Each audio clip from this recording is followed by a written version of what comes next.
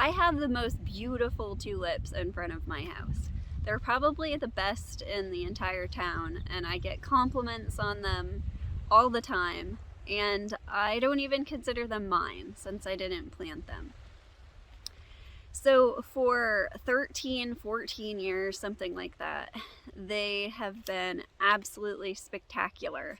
And I remember when I bought the house, the daughter-in-law of the lady who had owned the house, who had planted them and had passed away, weeded out the garden and told me that they were there, and whatever I did, just know that they're there and take care of them because they're the most beautiful tulips. And they're just in the perfect spot to flourish. And so for the 13, 14, I don't even know how many years I've been there, every spring they're just like jaw-droppingly stunning. Well, this year, a deer came up and ate all of them. I still have a few like sprinkled through the garden, but this was just this like spectacular cluster of all like bright red tulips.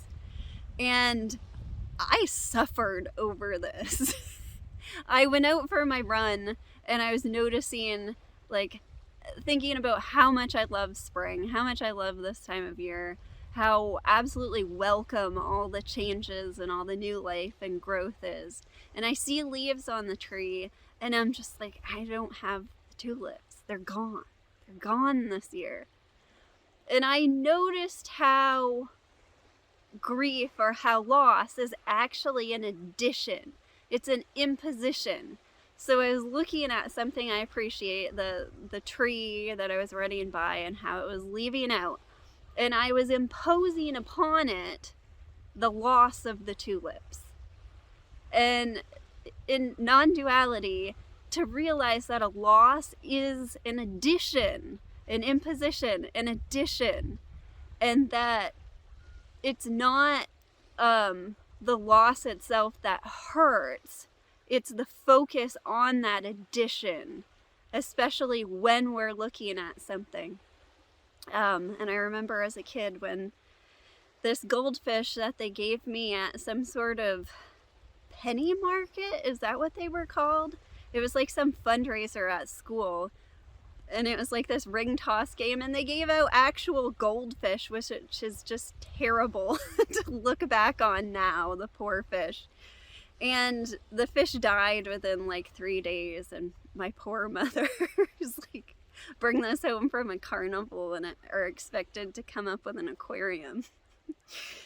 And I just remember thinking I would never ever be happy again. Like, I believed that. I believed I would never ever be happy again, the loss of that goldfish. And that's exactly what it is. Instead of allowing myself to appreciate something, we believe that there's an imposition from the outside, and we don't see that we're the ones imposing that on our own happiness, on our own freedom. And so loss is an addition. Isn't that crazy? Isn't that amazing?